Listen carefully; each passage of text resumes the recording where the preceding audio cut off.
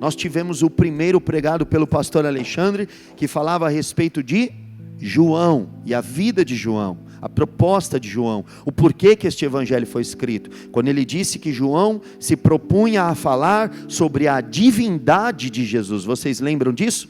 E até usou o texto de João capítulo 1 dizendo que no princípio era o verbo, e o verbo era Deus, o verbo estava com Deus, e tudo foi feito por meio dele.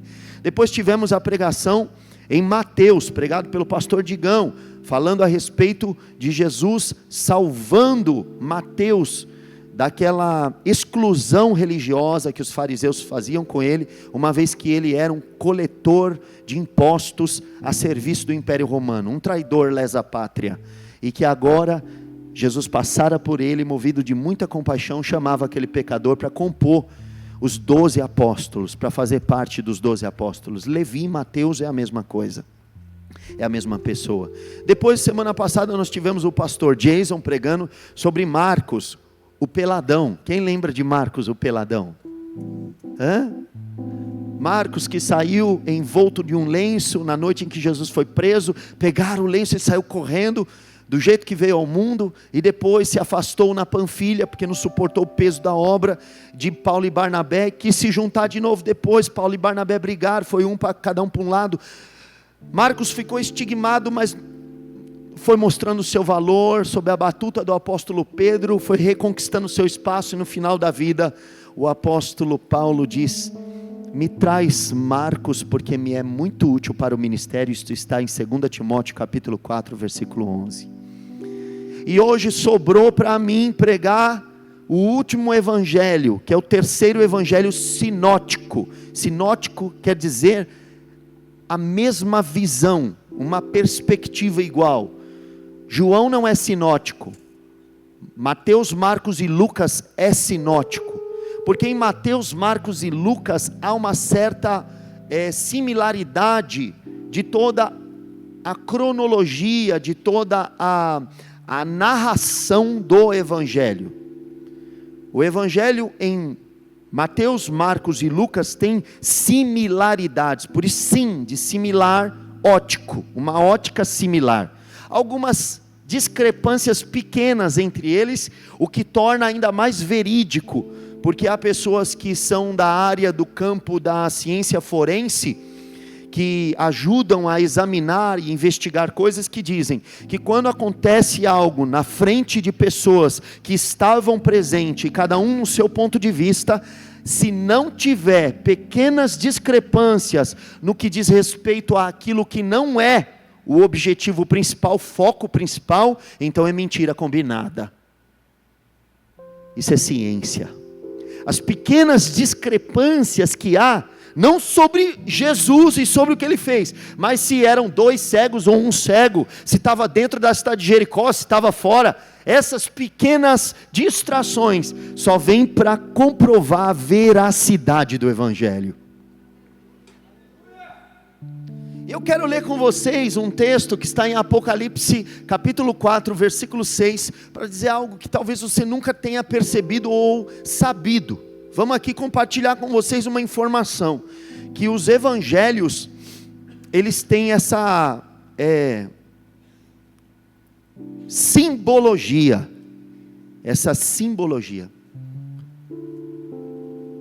Apocalipse 4, 6. Adiante do trono, como que mar de vidro, semelhante ao cristal, e também no meio do trono e à volta do trono, 4 seres viventes, cheios de olhos por diante e por detrás.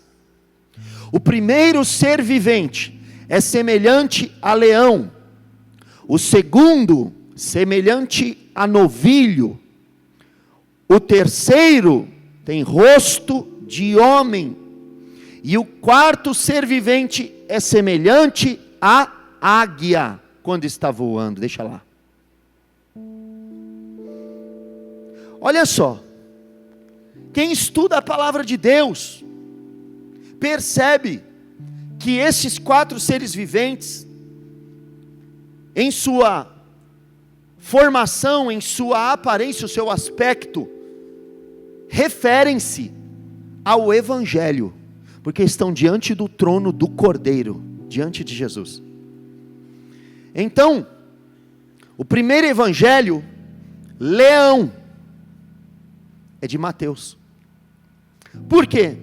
Porque a proposta de Mateus é falar para os judeus que Jesus é o Messias, ou seja, o leão repousa sobre ele o título de leão da tribo de Judá, o esperado Messias, o rei. Messias é o título hebraico para o rei, o Salvador, o descendente de Davi.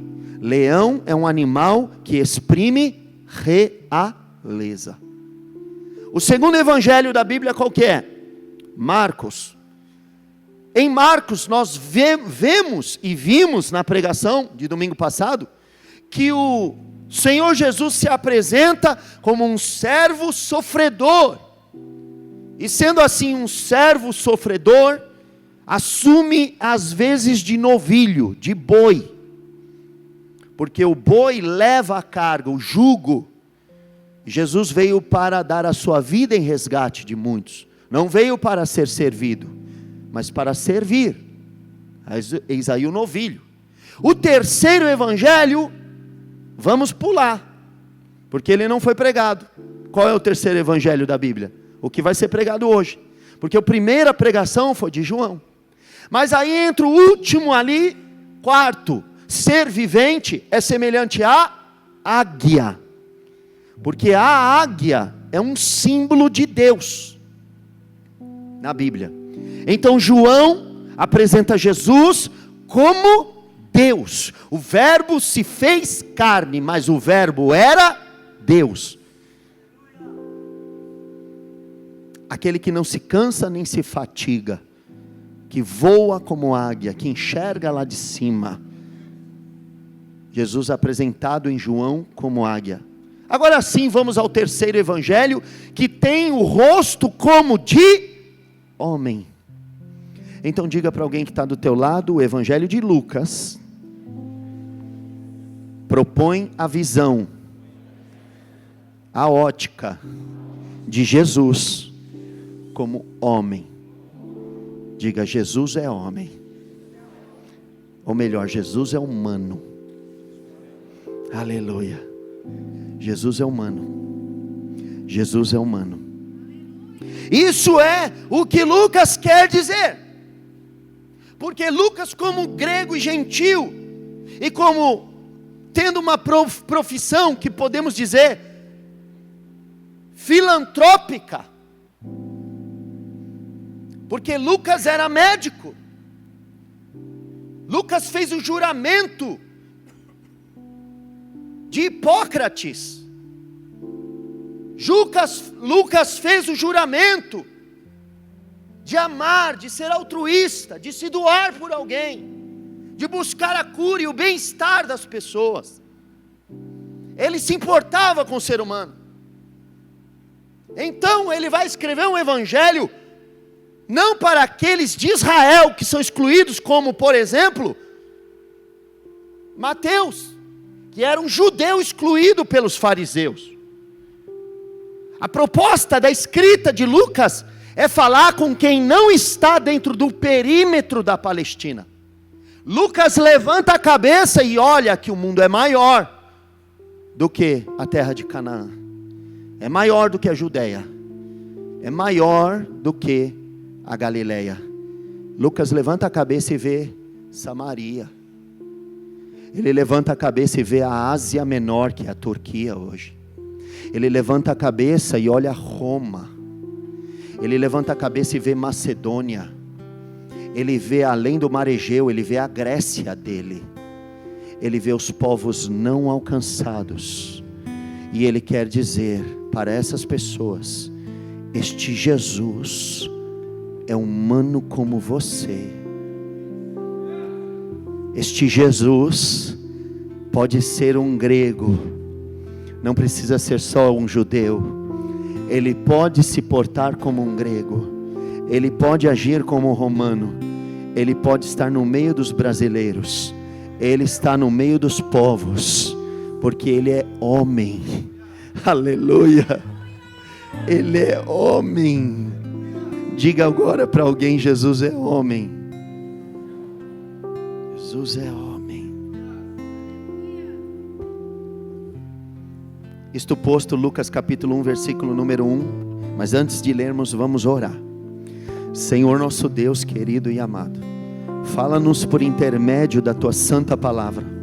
Apresenta-nos as Escrituras, neste livro sagrado, canônico, santificado, que pela história da igreja foi reconhecido, e aqui o é também. Meu Deus, vem com a Tua palavra, revelação, instrução, inspiração, elucidando tudo. O Jesus que se compadece, daquele que pode, aquele que pode salvar totalmente aqueles que por Ele se chegam a Deus, daquele que se compadece das nossas fraquezas, porque Ele mesmo, tendo sido tentado, não sucumbiu à tentação, pode socorrer aqueles que por Ele se chegam a Deus, e penetra ao interior, no santo dos santos, como nosso mediador, nosso intercessor, sumo sacerdote, como um que sabe o que é padecer, homem de dores, experimentado nos trabalhos. Aleluia. Fala conosco. Amém. Prefácio. Lucas capítulo 1, versículo 1. Lucas, diferente dos outros evangelistas que já começam contando o que viram, porque, diga assim comigo, preste atenção, vem aqui comigo. João viu o evangelho que ele falou? João andou com Jesus? Você esqueceu que Jesus era o discípulo a quem Jesus amava? E que João estava lá na ceia e Jesus deitou a cabeça no peito dele, no ombro dele. João deitou a cabeça no peito de Jesus. Você lembra disso? João era uma testemunha ocular. Mateus era uma testemunha ocular? Era ou não era? Claro que era. Ele estava lá sentado na coletoria, Jesus chega nele, Mateus 9,9 diz: levanta, vem comigo. E virou um dos 12. Eles viram. E Marcos viu? Marcos não era um dos 12, mas Marcos era um dos discípulos da época de Jesus. Muito provavelmente, como foi dito semana passada, Marcos era um dos 70. Do círculo maior, Jesus tinha 12 e 70 que ele enviou. Marcos provavelmente compunha isso, tanto é que Pedro, quando saiu da cadeia, correu direto para a casa da mãe de Marcos. Marcos fazia parte de tudo aquilo, viu tudo aquilo, escreveu tudo aquilo porque viu. E Lucas viu? Lucas não viu nada. Lucas não era testemunho ocular. Lucas era um discípulo feito pelos discípulos e não por Jesus. Quem não viu, pode contar a história? Quem não viu, pode contar a história?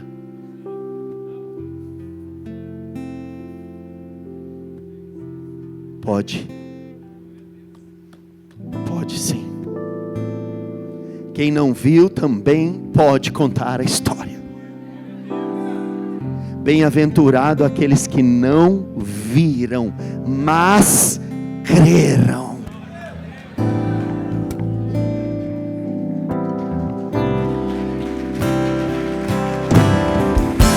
Quem não viu pode.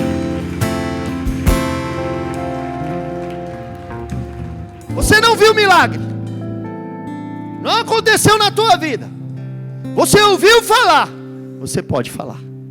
Ele cura. Pode ser que não, você não viu Ele restaurar teu casamento, mas pode dizer, Ele restaura.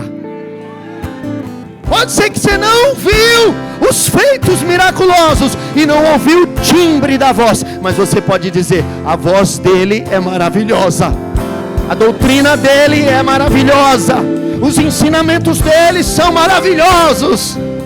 Você também pode contar essa história.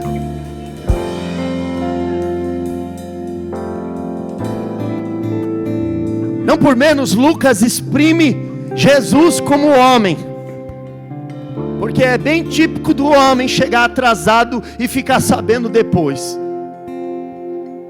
É bem típico do homem não estar na hora certa e no lugar certo. Coisas acontecem na vida do homem. E o evangelho, o que ele é?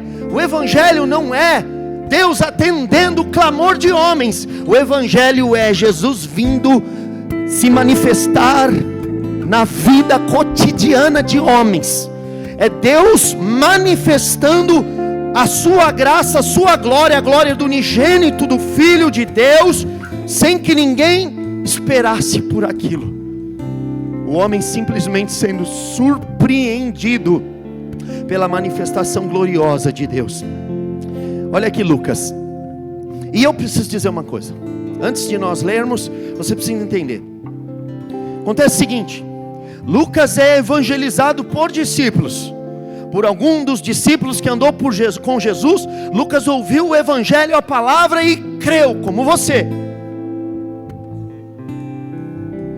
Lucas é o último evangelho a ser escrito, praticamente.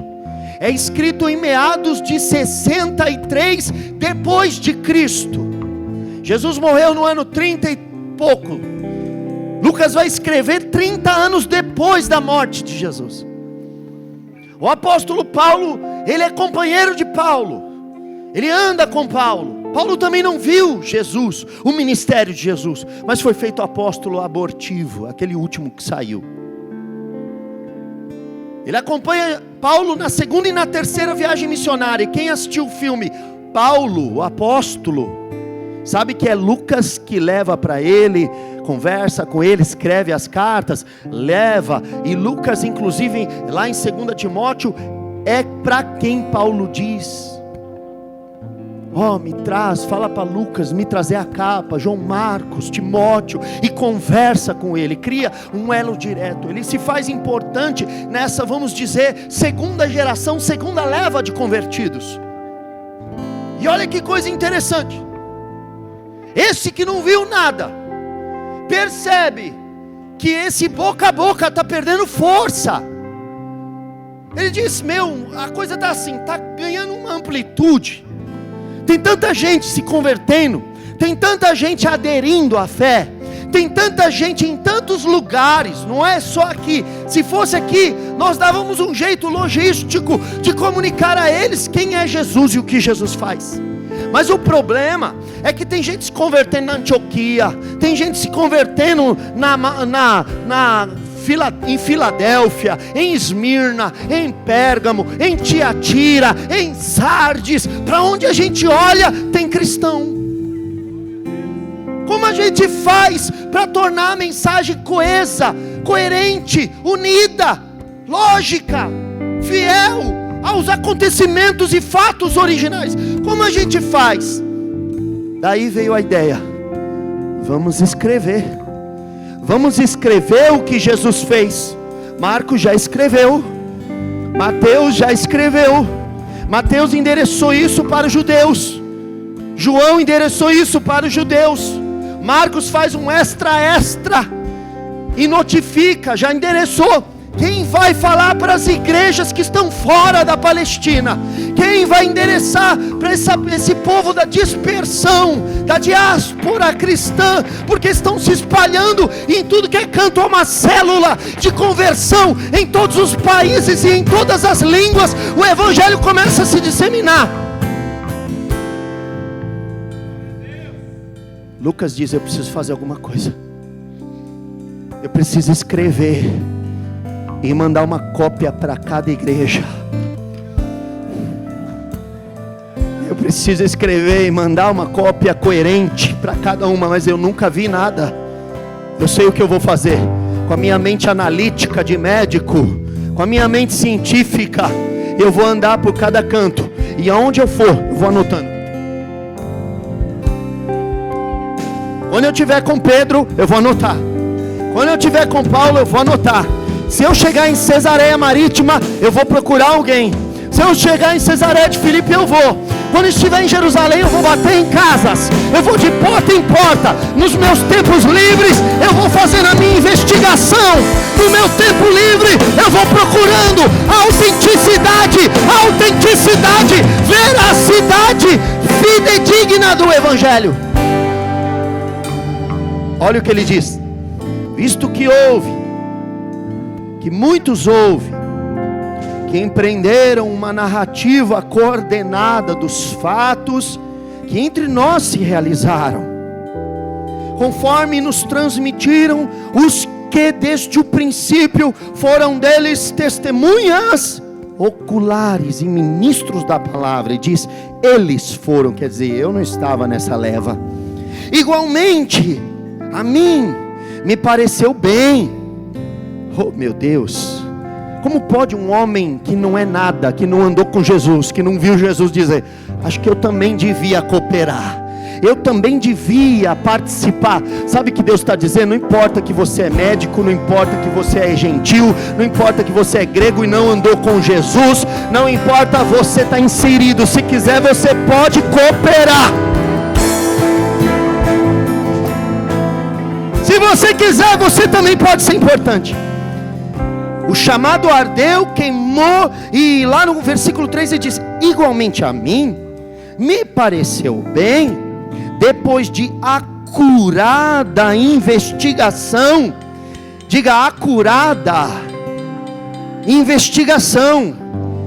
Irmão, a palavra acurada quer dizer alguma coisa que foi profunda, que foi minuciosa, alguma coisa que foi feita com bastante apreço, com bastante dedicação, com bastante atenção. Lucas disparou um processo de investigação, como médico que era, que sabe que uma enfermidade é constatada por sintomas, e com observação, com aquela ciência, com aquela metodologia que ele tinha para observar os seus pacientes, ele falou, eu preciso observar o evangelho de forma analítica.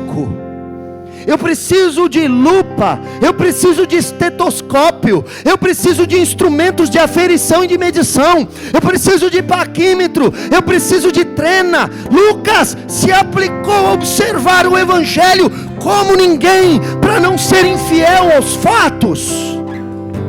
Acurada investigação de tudo, desde a sua origem, dar-te por escrito, excelentíssimo Teófilo, uma exposição ordenada, em ordem, para que tenhas plena certeza das verdades em que foste instruído.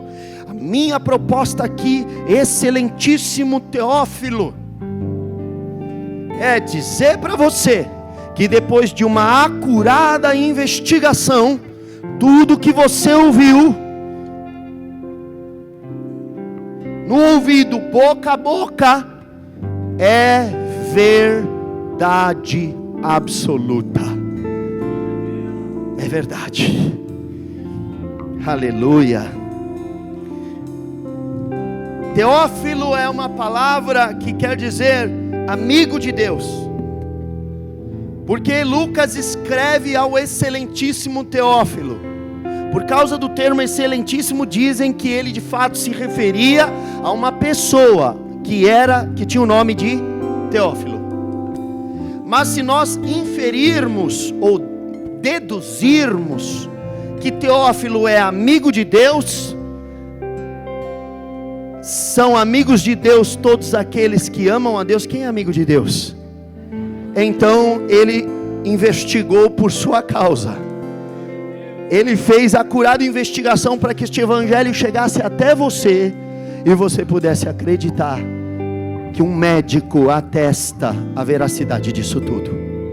Pois bem, isto posto, meus irmãos, eu quero dizer para vocês, que eu, depois de ter observado isso, quis destacar alguns pontos que Lucas fala que ninguém mais falou. Eu pensei assim, eu não posso pegar um ponto do evangelho de Lucas que Marcos falou, porque eu sei como ele pegou isso com Marcos. Eu não posso pegar um ponto do evangelho de Lucas e pregar para a minha igreja que João também falou, porque João estava lá, viu tudo. E não posso pegar um ponto que Mateus falou, porque você sabe que Mateus estava lá. Então eu resolvi sacar do livro de Lucas algumas poucas passagens para mostrar para vocês como Lucas percebe a atuação de Jesus. E ele traz histórias que mesmo não estando lá, só ele as conta. Sabe por que disso? Porque Lucas foi de porta em porta. E ele ouviu histórias que os outros talvez não tenham ouvido. Ele ouviu pessoas que os outros não deram oportunidade para falar. E a primeira delas se chama mulher pecadora. Lucas capítulo 7, versículo número 36. Aleluia. Aleluia. Ali, nas bandas, nas cercanias de Naim, da cidade de Naim, aonde Jesus ressuscitou o filho de uma viúva, quando o cortejo de vida entrava na cidade, o cortejo de morte saía da cidade. E no momento em que saiu o cortejo de morte do filho único de uma viúva, Jesus chegava. E naquele instante a Bíblia diz que Jesus toca no esquife, no caixão do menino, e o menino que estava morto faz assim: senta. Só ele falou isso, porque ele foi em Naim, e os outros talvez não se deram a percepção de relatar. Ele disse: olha, Naim está em alvoroço, Naim está num estado de pavor. Até hoje, 30 anos depois, tem uma passada em Naim, vocês não sabem como está. Mas um acontecimento que foi singular, foi que depois de ter curado essa mulher, Jesus foi convidado por um fariseu chamado Simão, para entrar na sua casa. E eles estavam dizendo que Jesus não era lá essas coisas. Mesmo tendo ressuscitado, a incredulidade ainda imperava nos sacerdotes e nos fariseus daquela região. Jesus entra naquela casa e senta-se ao local de onde ia comer. Você sabe que a comida era servida em cima de um pano. Então quando alguém sentava para comer, ele fazia assim, ó, ele colocava as pernas para trás. Era assim que se sentava para comer. E com os pés para trás, no momento em que eles estão sentados para comer, uma mulher entra na casa sem ser convidada. Ela não tem uma fama muito boa. Entrou na casa de Simão de forma inusitada e começa a chorar aos pés de Jesus que estão para trás. Ela chora aos pés sujos e barrentos de Jesus. E chorando aos pés de Jesus, ela enxuga com os cabelos. A mulher não podia andar com o cabelo solto naquela época. Essa soltou o cabelo para enxugar. Enxugava. E ela trazia consigo um vaso de alabastro, que é uma cerâmica da época. E dentro desse vaso havia um perfume, um nardo puríssimo. Essa atitude depois foi reproduzida por uma outra mulher chamada Maria, a quem Jesus ressuscitou um irmão chamado Lázaro. Mas essa mulher foi precursora dessa atitude. Lucas está em Naim e bate em portas e portas e diz: por acaso alguém aqui, deixa eu conjecturar, posso ou não, por acaso alguém aqui ouviu falar de Jesus? Ela abre a porta e diz: eu era conhecida como uma mulher pecadora. É mesmo? Me conte a sua história. Vou contar. Ele foi numa casa de um tal de Simão aí. Alguém muito soberbo, arrogante, tratou ele com muito desdém. Era leproso, nem podia ter vida social esse homem, mas mesmo assim se sentia ser alguma coisa. Trouxe Jesus para dentro da casa. E eu vi que ele estava aqui na minha cidade, eu vi que ele estava perto. Eu falei: não posso deixar passar a oportunidade. Vi a porta meio aberta, já entrei, me derramei aos pés, chorei e clamei: Só que enquanto eu lavava os pés dele, ele era interrogado. Aliás, as pessoas murmuravam em torno daquela toalha com comida, dizendo: esse aí é um falso profeta. Se esse aí fosse profeta, se ele fosse profeta, ele saberia quem é essa mulher. Ou ele é falso profeta, ou ele é muito ingênuo. Deve ser muito ingênuo. Ele não deve saber quem é essa mulher que está aí do lado.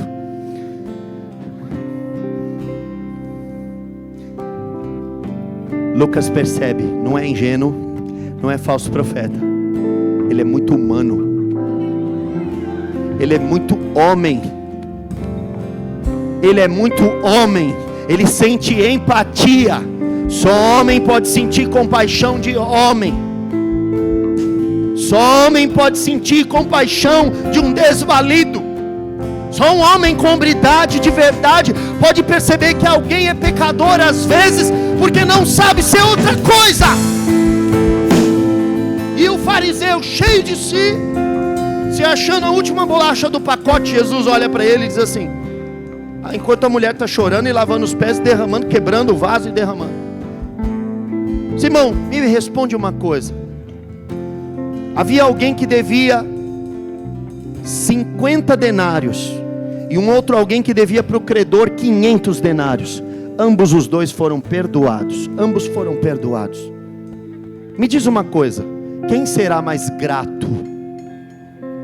Simão, perguntinha fácil, ele cheio de si, é óbvio, aquele a quem mais se perdoou. Pois é, Simão, eu entrei na tua casa, você não me deu água para os pés. Essa mulher não cessa de chorar, lavar meus pés com lágrimas e enxugar os cabelos. Você não me deu um beijo no rosto. Essa mulher, ó, olha só, escuta. Está ouvindo? Ela não cessa de beijar os meus pés, irmão.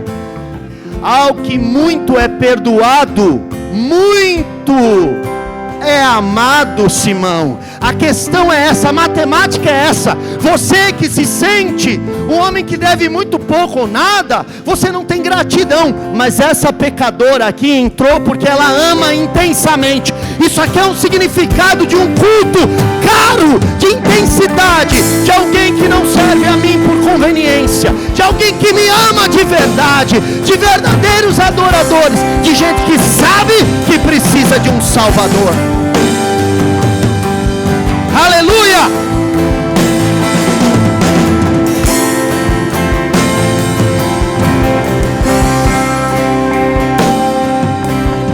Aleluia! Uma outra passagem que Jesus, só ele fala aqui em Lucas, só Lucas fala, Lucas capítulo 15, versículo número 1, vai dizer que Jesus recebe pecadores. Aleluia! Jesus recebe os pecadores. Lucas 15. Aproximavam-se de Jesus todos os publicanos e pecadores para o ouvir, e murmuravam os fariseus e os escribas, dizendo: este recebe pecadores e come com eles. Aí no versículo 4, no versículo 3 e 4, no 4, Jesus fala uma parábola, que também é dita em Mateus. Essa daqui Mateus ouviu e falou lá no capítulo 18. E ele diz assim: qual dentre vós que é um homem que possuindo 100 ovelhas, perdendo uma delas, não deixa no deserto as 99 e vai em busca daquela que se perdeu até encontrá-la? E assim Jesus abre um discurso, um diálogo, e achando, põe nos ombros, cheio de júbilo, e abre um discurso para dizer: pode deixar lá, filho, não fica empurrando a mensagem, deixa aí, eu te conduzo. Jesus abre um discurso, um diálogo para dizer assim: olha só, o que a religião e o farisaísmo não foi capaz de segurar e de manter, aquele um que se extraviou. Eu quero saber aqui, por acaso tem algum ser humano aqui nessa igreja hoje que alguma vez deslizou na fé? Fora eu. A religião judaica é assim, é um cercadinho. Se você pulou a cerca, irmão, você não volta mais. você é execrado, excluído, e nunca mais você terá acesso de novo. Dependendo da região que você nasce, você já não é um ninguém para eles. Examine e verá se da Galileia vem alguma coisa boa, de Nazaré vem alguma coisa boa. Você é rotulado por onde você nasce, você é rotulado pelo seu sotaque, você é rotulado pelas pessoas, por qualquer coisa. A religião trata de te excluir, de ganhar um rol seleto de 99 justos. Mas ele está dizendo, eu não. O meu negócio é com aquela que se desviou. E eu estou aqui para receber os pecadores. Sabe por quê? Porque é humano pecar, é humano cair, é humano. Se o justo cair 7 vezes, o Senhor o levantará. O Senhor perdoa, o Senhor é compassivo, e Ele sabe que nós não somos perfeitos, e nem deuses, e nem semideuses, e que a religião não tem esse poder de segurar os nossos ímpetos. Essa semana eu recebi a mensagem de um servo de Deus que está aqui. Ele disse para mim, eu fui religioso acho que por 8 anos, na mensagem dizia. Em algum momento eu me decepcionei, eu sei como é. A religião não consegue te segurar. A religião não consegue te entregar todas as respostas das dúvidas que você tem. A religião não tem essas rédeas. Em algum momento você fracassa, em algum momento você fraqueja, em algum momento você cai. E quando isso acontece, você é execrado de um rol, você é excluído, e ninguém mais se interessa por você. Mas tem alguém que deixou as 99 no deserto e diz, estou indo atrás dessa uma ovelha perdida. E sabe como eu sei isso? Eu sei disso, porque Lucas está atrás de histórias humanas e estava batendo na porta e achou aquela uma ovelha. Quem é você? Eu sou aquela uma das 100 que ele foi buscar. Eu sou aquela dracma perdida.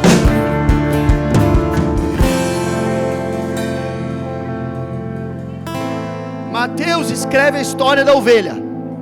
Lucas vai além. O que não estava presente vai além, porque conversou com a ovelha, investigou acuradamente, e certamente obteve informações que só o coração da ovelha resgatada, que estava na beira do precipício, pode contar. Então me conta como foi esse encontro. Versículo de número, aleluia. Depois de ser arrebanhado, desviado, versículo 8, aleluia. Aqui é a parábola da dracma perdida, de uma mulher que tinha 10 dracmas, e essas dracmas diziam a respeito da sua dignidade como esposa.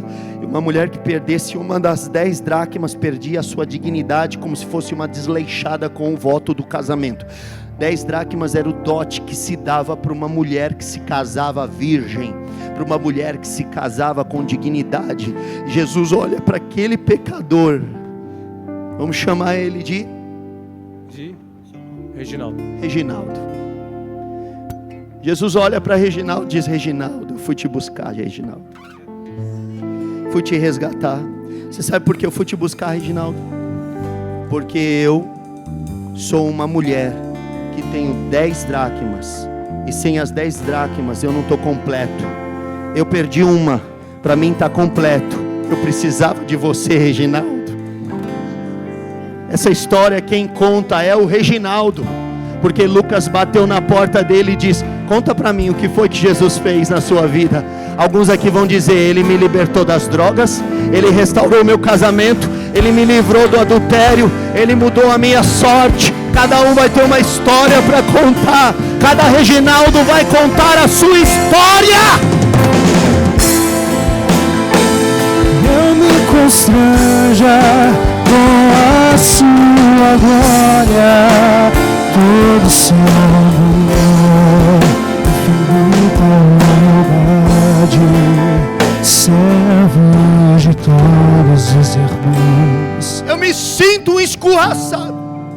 Saindo do Reginaldo, ele bate em outra porta, e alguém diz, Eu me sinto um Zé Ninguém. Eu traí a confiança do meu pai. Eu fazia parte de um contexto. Nós tínhamos uma fazenda. Eu pedi a minha parte, ele me deu, fui embora. Gastei tudo dissolutamente. Gastei com prostituta. Gastei com carro de luxo. Fui para as maiores baladas e noitadas que existe. Eu tenho vergonha de voltar para casa. Mas um dia ele passou por mim, quando eu estava desejando comer as bolotas dos porcos. É o que vai dizer Lucas capítulo 15. Alguém deve ter dito para Lucas. Como que Lucas ia tirar isso do nada? Ele não estava lá? Alguém, depois de uma acurada investigação, disse para Lucas: eu era o filho pródigo. Aleluia. E ele chegou para mim e disse: faz tempo que eu estou no alpendre, na sacada da casa, olhando para o horizonte e vendo, até quando você vai ficar aí? Eu estou doidinho para você voltar. Não importa o que você fez, não importa quanto você gastou, não importa onde você andou, não importa com quem você andou. O seu pai sou eu, seu pai sou eu. Eu sou o seu pai, volta para cá. Essa semana, um jovem disse para mim, quando eu dizia: filho, por que você saiu da obra? Por que você parou de vir para casa do pai? O que aconteceu com você? O último culto nós estávamos sorrindo e nos alegrando. E disse: pastor, eu caí, me estrepei, e eu não volto mais. Eu não quero ter uma vida de um hipócrita, pastor. Eu não quero voltar para a igreja e viver. Eu gosto daquilo, aquilo é a minha realidade. Aquilo é o que eu gosto, que me satisfaz, que me completa, pastor. Você entende? A decisão é minha. Ninguém me magoou, ninguém falou comigo. Eu decidi ir para o mundo, pastor. Eu falei para ele: eu entendo você não querer ser hipócrita, mas há algo que você não entende. Todo peixe, todo mamífero aquático precisa vir para a superfície uma hora para respirar. Você pode comer lixo o dia inteiro, mas uma hora você precisa de maçã, banana, mamão, aveia. Filho, eu só estou te pedindo uma coisa: volta para casa de noite. Tem travesseiro na tua casa, tem chuveiro na tua casa. Você pode ir para a balada quantas vezes você quiser, mas vem uma vez por semana, vem respirar um pouquinho aqui, vem sentir o calor do teu pai. Você acha que o teu pecado te afasta? Deus não se distrai com o teu pecado. O amor de Deus por nós é indescritível, é indescritível.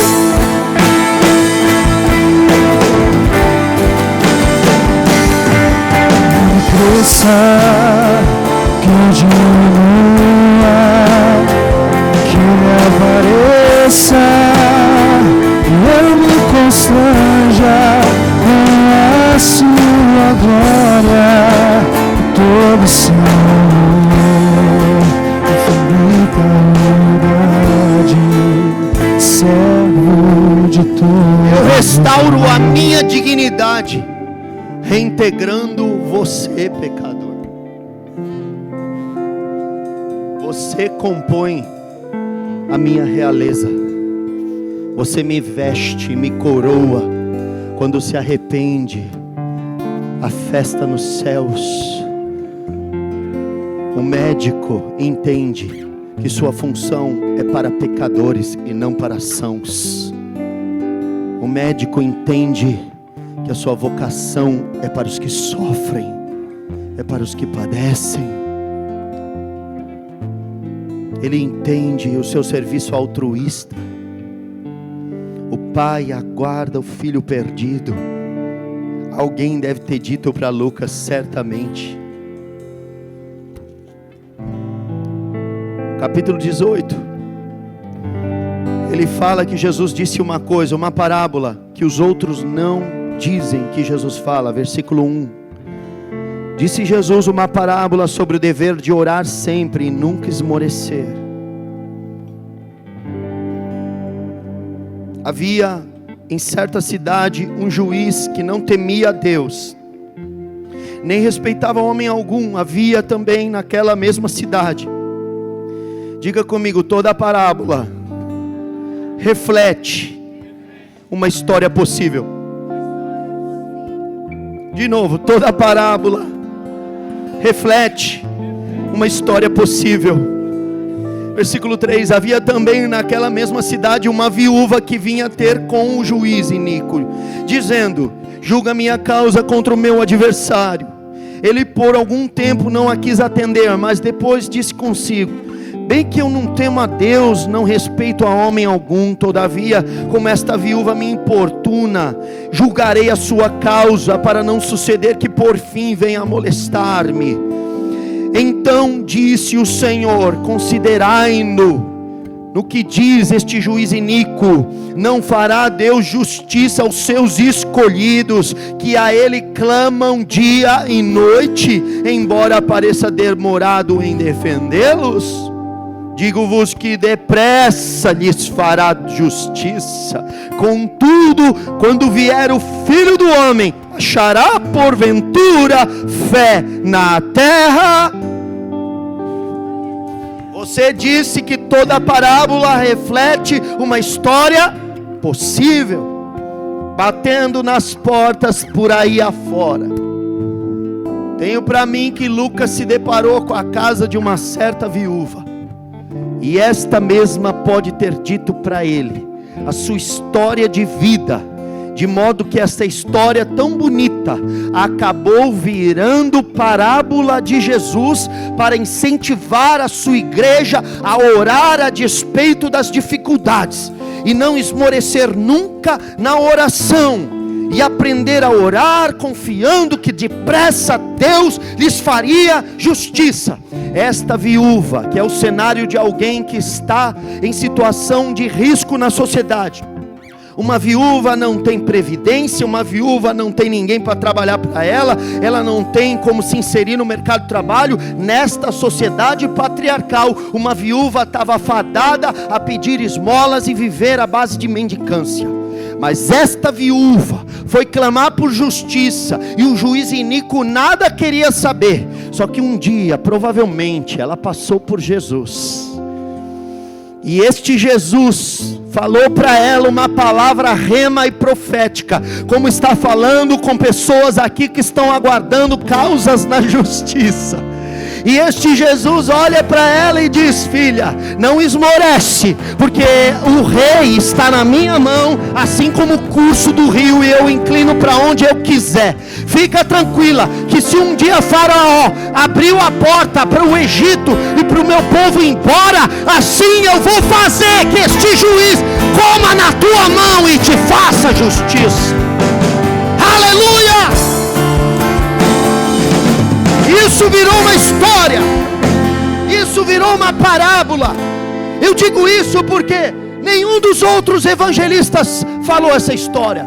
Lucas não poderia ter tirado isso do nada. Alguém disse para ele que Jesus falou isso. Pode ter sido a própria viúva. Por que não? Se ele multiplicou pães e peixes, se ele fez o imposto ser pago por um peixe que foi pescado da boca do estáter, da boca do peixe tirou o estáter e pagou o imposto. Se ele multiplicou pães e peixes pela segunda vez, se ele é o Deus da multiplicação, não poderia ele ter feito justiça a uma viúva que clamava incessantemente para ter o seu ganha-pão e o seu sustento e a sua dignidade restaurada? Eu acredito que Jesus faz essas coisas. Por isso fica a dica para mim e para você: não cesse de orar, não cesse de acreditar. Faz desta pregação algo valioso, faz dessa pregação algo válido, uma experiência de vida. Saia daqui orando, persevera, acredita, Jesus pode mudar a tua história. Você que está quebrado, está falido, ora. Você que está desesperado, Deus pode abrir as portas. Deus pode. E aprofunda dizendo uma outra parábola que ninguém conta. No próximo versículo vai dizer: a respeito de um fariseu que orava de si para si, ou seja, a oração bumerangue, mandava e voltava. Por que ele orava de si para si? Porque Deus não interessava na oração dele. A oração dele era um mero recurso para se autopromover, de autopromoção. Era um culto dele mesmo para ele mesmo. Ele louvava a sua posição, a sua santidade, louvava que ele era impecável, que ele dizimava, que ele jejuava, que ele não precisava de Deus, porque ele era autossuficiente. Mas um pecador que nem ousou subir na casa de Deus, batia no peito e nem olhava para o céu, dizia: "Sê propício a mim, pecador, Senhor, sê propício a mim." A palavra propício significa favorável, ou seja, o que ele estava dizendo a Deus, o publicano, o pecador, ele era um publicano e trabalhava como Mateus para a República Romana. Ele dizia: "Não há esperança para mim, ser propício." A parábola é esta: este voltou para casa justificado. Olha, eu não posso afirmar, mas também posso inferir, deduzir, que este publicano, alguém bateu na porta dele. Você pode me dizer quem pode ter sido? Hã?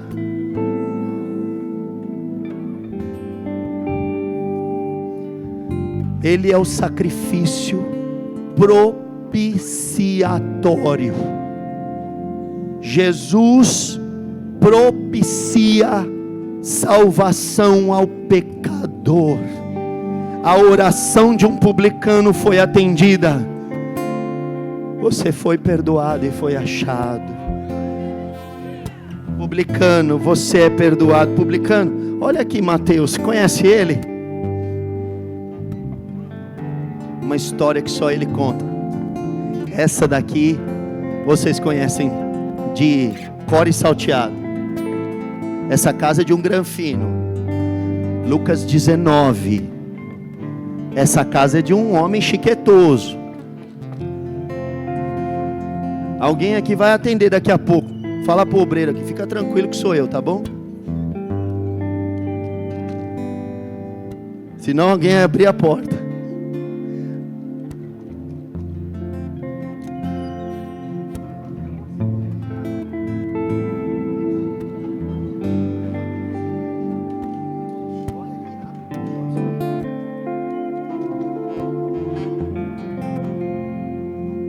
Aleluia. Será que tem alguém aqui nessa casa chique? Oi? Vem cá. Esse é chique, hein? Tem até o olho verde, ó. Falei que ele era rico. Sabe qual é o nome dele? Zaqueu.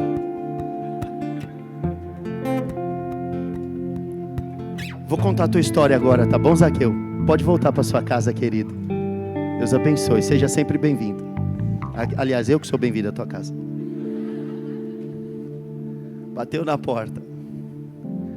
Só Lucas conta a história de, mas ninguém conta. Como ele pode ter contado a história de um personagem que tem nome, que esperava Jesus passar, que era de pequena estatura,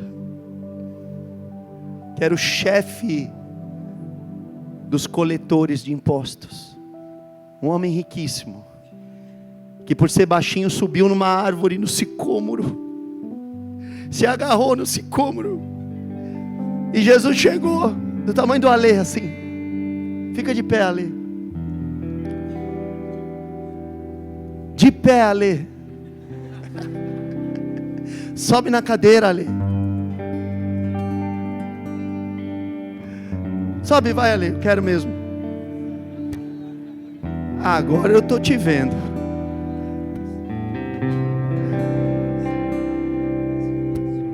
Como pode? Como pode ter tanta riqueza de detalhes? Se Lucas não tivesse encontrado com Mateus, como que ele saberia tão a fundo se os outros evangelistas nem contam essa história? Zaqueu, que fazes aí? Desce depressa, porque hoje me convém pousar na tua casa. Zaqueu todo feliz, desce depressa, pega Jesus, vamos lá para minha casa, Jesus. No meio do caminho, a murmuração começa.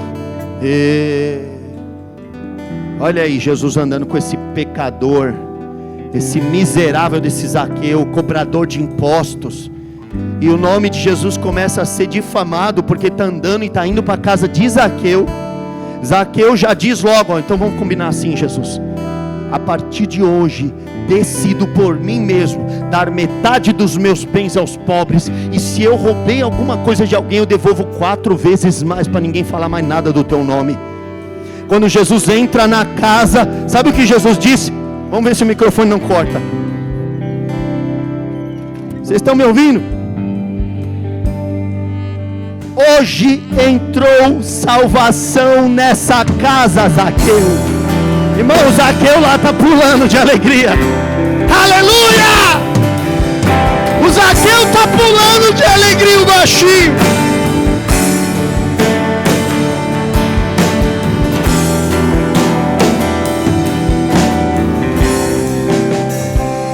Diga, eu não vi. Vocês estão com sono. Parece que eu estou entretendo vocês. Diga, eu não vi, mas eu posso contar a história.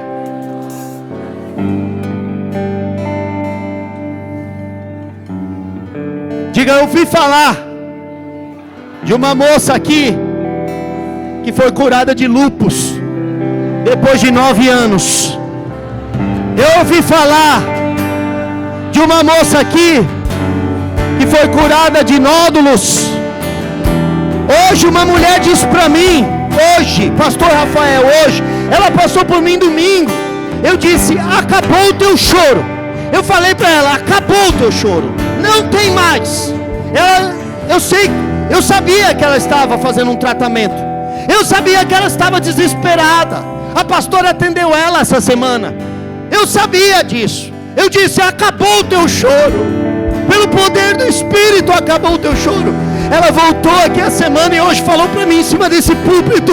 O médico disse que o tumor saiu, o tumor sumiu. Ele só vai ter que abrir para ver. Ele quer abrir para ver. Você pode falar que ele faz isso. Você pode falar que ele faz isso. O nome dela é Thelma e vai dar o testemunho aqui. Usa peruca. Você pode falar. Você pode sim. Você não viu, mas pode falar. Lucas não viu, mas ele pode falar, porque ele bateu na porta e fez a acurada investigação.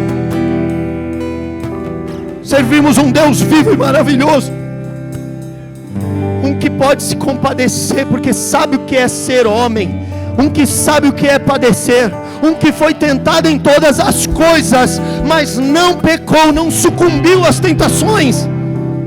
Temos um Salvador, que Ele sabe o que é ser tentado. Hoje de manhã pregamos sobre depressão, o pastor Alexandre pregou sobre depressão, e o conselho que foi dado é: traga Jesus para a sua depressão, chama Ele para sentar do teu lado, chama Ele para participar da sua depressão, da sua angústia, da sua tristeza, da sua frustração, da sua compulsão, da sua ansiedade. Traga Ele para participar da sua irritabilidade. Traga Ele para participar da sua falta de humor, de estabilidade, de tempero, do seu destempero. Traga Ele para participar das tuas mazelas, porque se Ele estiver do teu lado, você vai sair dessa depressão mais cedo do que você imagina.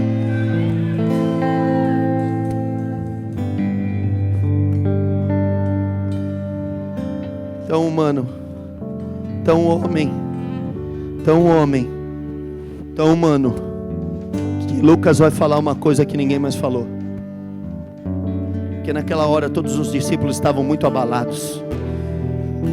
Naquela hora fatídica da cruz, da prisão de Jesus, os momentos que antecediam, todos os discípulos estiveram sob um trauma terrível, e cada um deles, se pudesse, apagaria tudo aquilo da sua história.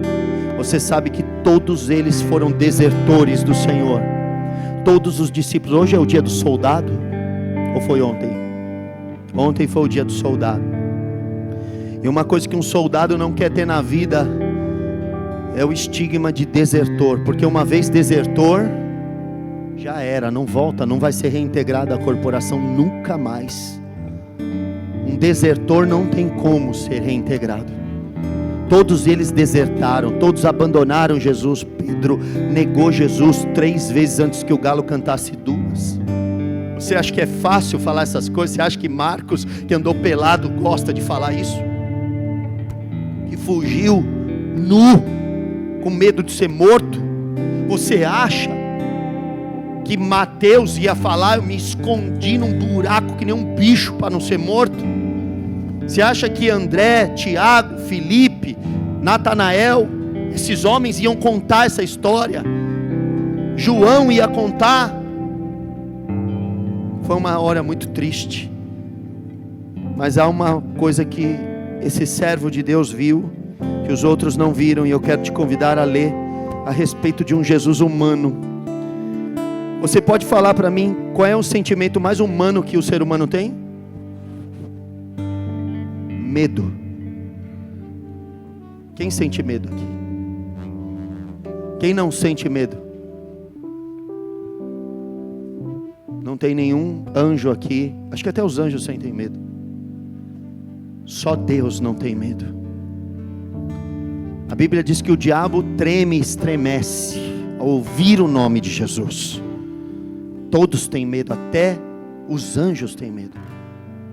Os anjos que estão diante de Deus cobrem o rosto. Isso é reverência. Reverência é um sinal de medo, de temor. O verbo que se fez carne, que viveu entre nós, que foi achado em figura humana, tinha que mostrar esse sentimento. E eu quero te convidar a ouvir o relato que Lucas percebeu. Ele, como médico, sabe muito bem que o que ele vai relatar aqui é um sintoma de uma depressão, de um medo absoluto, que está em Lucas 22, versículo 39.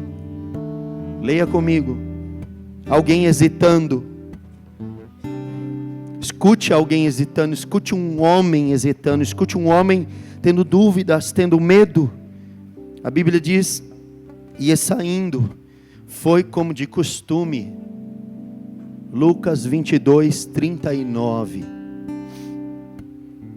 E saindo, foi como de costume para o Monte das Oliveiras, e os discípulos o acompanharam.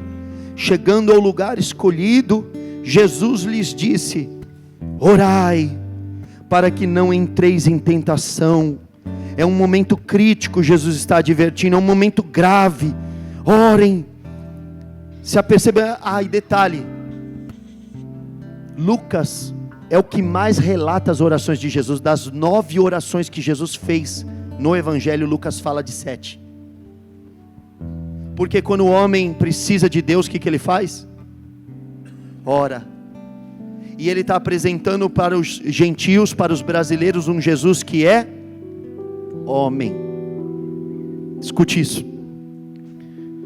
41. Ele, por sua vez, se afastou cerca de 1 tiro de pedra, e de joelhos orava, dizendo, vamos dizer juntos o que Jesus dizia: Pai, se queres, passa de mim este cálice, contudo, não se faça a minha vontade, mas a tua. De novo: Pai, se queres, passa de mim este cálice, contudo, não se faça a minha vontade, e sim a tua.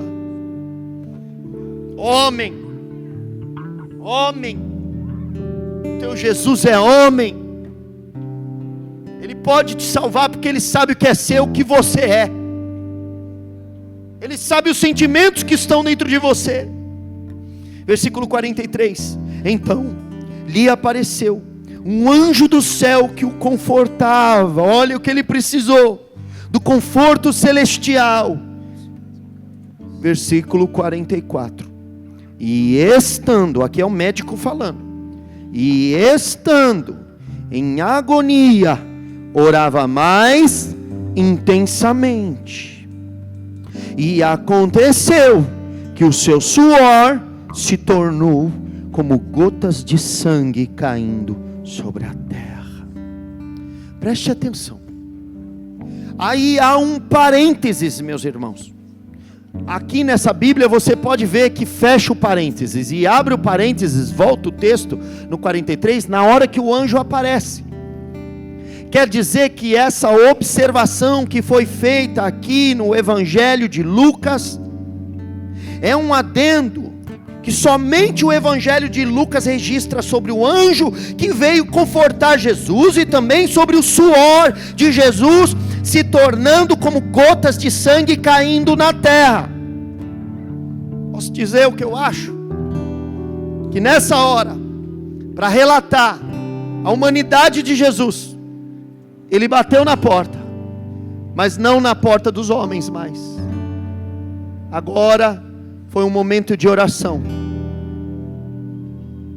em que ele dizia: Senhor, estou construindo a narrativa de um evangelho, o evangelho de Jesus Cristo.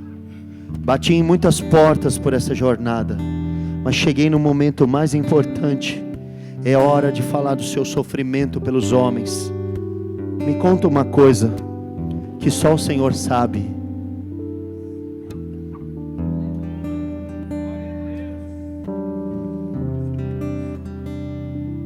Posso intuir? Posso deduzir? O que significam esses parênteses?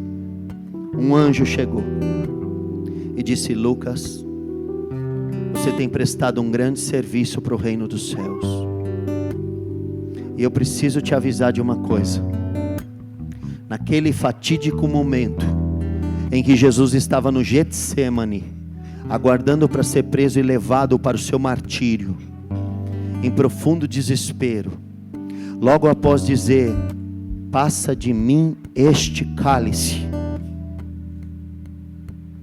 um anjo chegou e dizia assim para Jesus: vai dar tudo certo.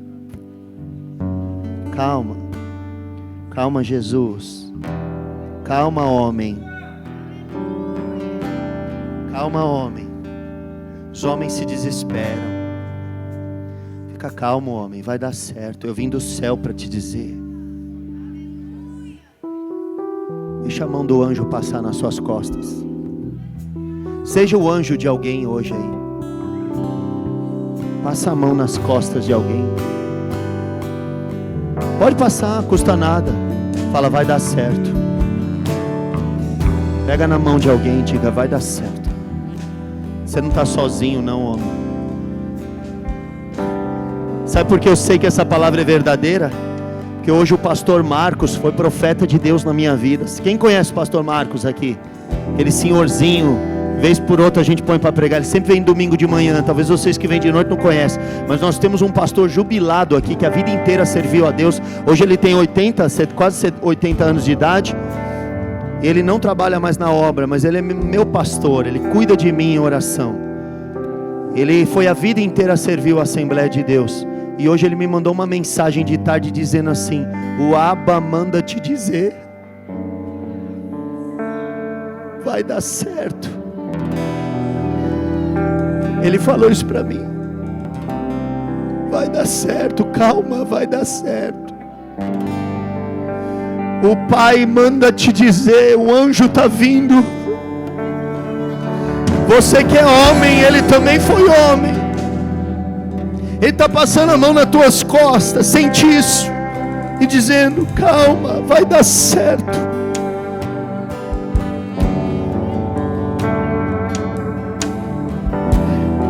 Você serve um Jesus que sabe o que é padecer, homem de dores, experimentado nos trabalhos. Ele sabe o que é as coisas não dar certo. Ele sabe o que é bater nas portas e as portas se fecharem na sua cara. Ele sabe o que é o peso do contraditório. Ele sabe o que é ser contrariado por tudo e por todos. Ele sabe o que é tentar e não conseguir. Ele sabe quanto dói um espinho cravado na carne. Ele sabe quanto dói carregar aquela cruz na via dolorosa. Ele sentiu tanta agonia. Lucas, Lucas, ele sentiu tanta agonia, que quando ele suava, suas gotas eram como sangue. Ele suava um estado em que as glândulas sudorípadas abriam e as pequenas veias capilares se abriam e injetavam sangue no lugar do suor, e não saía mais água, saíam gotículas de sangue. Uma vez passando por uma profunda agonia no ministério, eu experimentei isso no momento de oração. A pastora Bianca disse: o que aconteceu com você, pastor? Minha testa, meu rosto, meu corpo estava todo vermelho, com gotinhas pequenininhas de sangue por causa de uma tremenda aflição. Isso era para mim algo muito grande. Imagina o que Jesus passou, irmão. Eu não morri na cruz, Ele morreu na cruz. Ele sabe o que é padecer. Lucas vem aqui para nos dizer: um dos animais tem um rosto de homem. O evangelho de Lucas mostra para você essa perspectiva. O teu Jesus é homem. Ele é homem.